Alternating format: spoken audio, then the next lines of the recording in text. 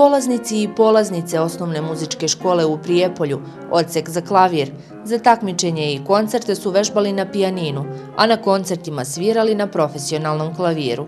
Da bi nam približili ovu razliku, slikovito su rekli da je to kao kada se vožnja vežba na fići, pa se sedne za volan velikog luksuznog automobila.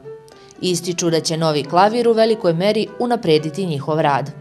Pa dosta će značiti i meni i mojim drugarima iz muzičke škole, zato što sada ćemo moći bolje da se pripremamo i za takmičenja, a i za srednju školu, ukoliko hoće neko da upiše. Ja, na primjer, želim da upišem srednju muzičku školu i mislim da će mi ovaj klavir dosta pomoći oko prijemnog ispita da to što bolje spremimo.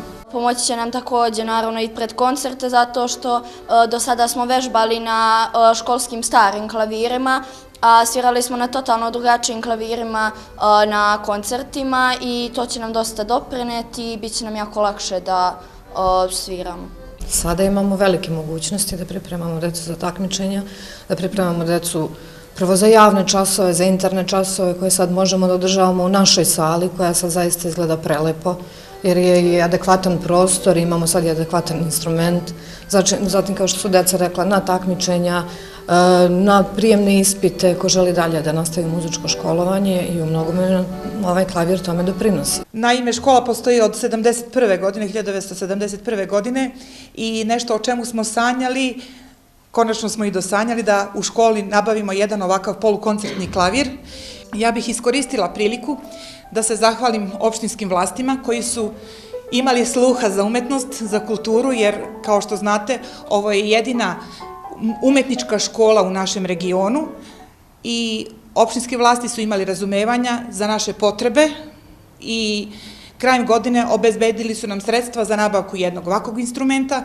Pored ovog polukoncertnog klavira nabavili smo još jedan električni pijanino, isto marke Kavaji, koji će nam poslužiti za javno predstavljanje škole na nivou cele opštine i u širem regionu.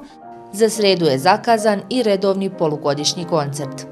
Ujedno bih iskoristila priliku da našu javnost obavestimo da je u sredu 24. januara u 19 časova u velikoj sali Doma kulture naš polugodišnji koncert škole gde će se predstaviti naši najvredniji učenici, najuspešniji i pozivam da se odazovu, da prisustvuju našem koncertu i da podrže našu decu koja uporno i vredno rade i sviraju kod nas. Ljubiteljima klasične muzike na koncertu će se predstaviti učenici i učenice pripremnog razreda, školski hor, kao i dueti i solisti na klaviru, harmonici i flauti.